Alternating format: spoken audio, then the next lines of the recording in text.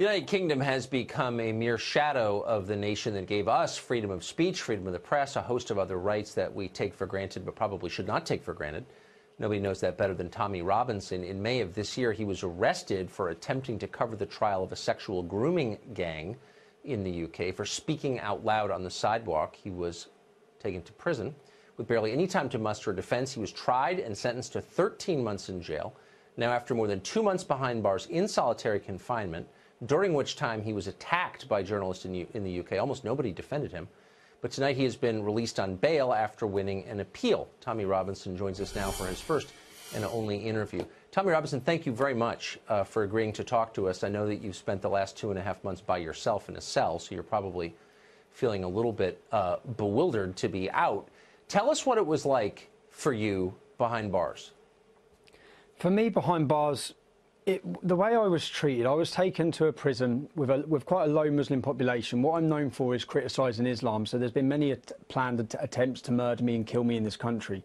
I was taken to a prison with a low Muslim population of 7%, where things were relatively normal. I was separated from other prisoners, but the prison officers made sure they opened my doors multiple times during the day, and they took me out to play pool and snooker with themselves. I was then taken from that prison and transferred to another prison. And I was transferred to the prison with the largest Muslim population in the UK for a CCAT prison. I was then put on solitary confinement, where I spent 2 months not seeing or speaking to anybody, and they used the reason that I was in danger.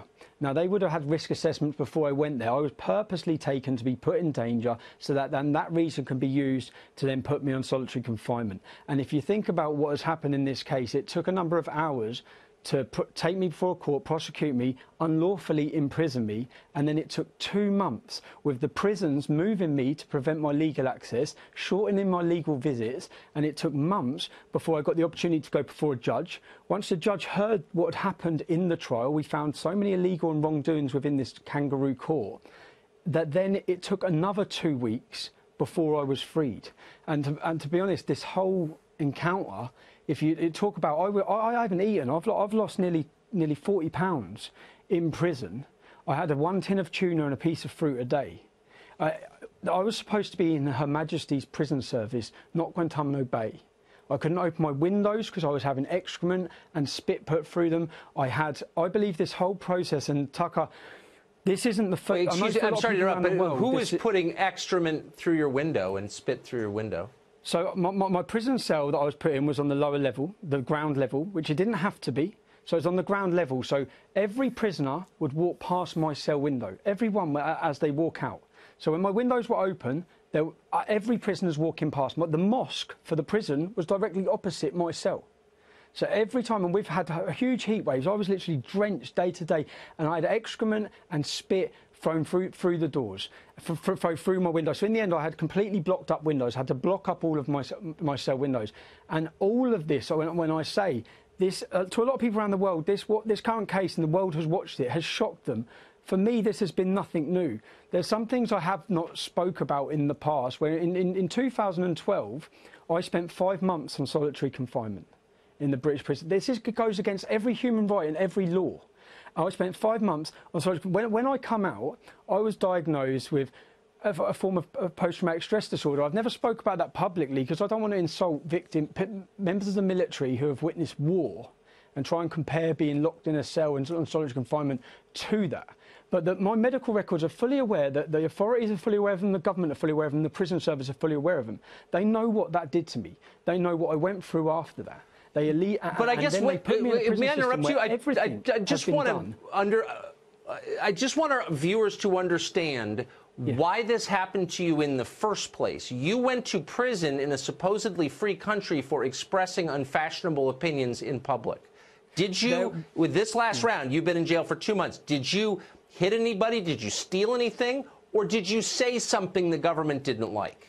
There was a court case going on where 29 people were in court for gang raping up to 100 young children. Now, I stood outside the court and I spoke, and all I done was read a BBC News article that is still online now for millions of people to see. Now, and I was taken and everyone would have watched the video, they said for a breach of the peace, they transported me to a police custody, and then my solicitor contacted the police custody. Then they emailed my solicitor, which my solicitor has this email, saying I was being released. Then they took me in a van back to the court through the back door. They put me up before a judge, and media reports have said that I pled guilty. At no point was I even asked whether I was guilty or not guilty. I was not even told, and I still, to this point now, have not been told and do not know what it is I'm deemed to have done wrong. In a British court of law, for a fair trial for anyone, they have to understand what it is they're being accused of. Contempt of court. That's all I've been told. What contempt of court? I was fully aware outside that court. I made sure to point out that these men are innocent until proven guilty. I said alleged. I was non-confrontational. There is no, the judges, and I know the law, the judges have no power to issue reporting restrictions on anybody, on any information that is already in the public domain. I was taken and whisked away, and what we've seen this week is the highest judge in our country has completely condemned this as flawed, completely criticised the handling of this case, the kangaroo court style it was to imprison me.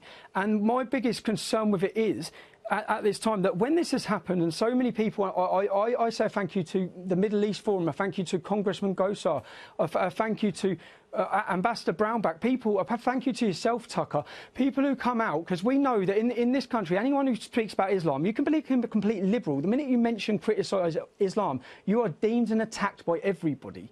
Now, and people put their neck on the line. Let me just ask you now, did anyone defend you? I mean, even if people disagree with you, you would think some would say he has a right, this man has a right to express his opinions. Did anybody defend your right to say what you think is true? Everyone of authority and every media company and mainstream media lined up to completely do hatchet jobs about why I should be in prison and how I deserve to be in prison. And the worst one, I'm reading a human rights lawyer defending why I should be in prison. Now, I'm in prison. I'm facing absolute. Yep. They know what they're doing to me. They know. At the time when I was in prison, they then come and see me in my prison cell and say, police are on their way to your house because there's intel there's going to be acid attacks against your wife. Now, I'm sorry, Tommy. We're out of time, okay. And on that sad note, I wish you good luck in recovering from this and on the time you're going to take off. And I just want our viewers to understand that this has happened in a country that we believed was free, and without our vigilance, it could happen here. That's not hysteria. It's real. Tommy Robison, thank you very much. Yeah.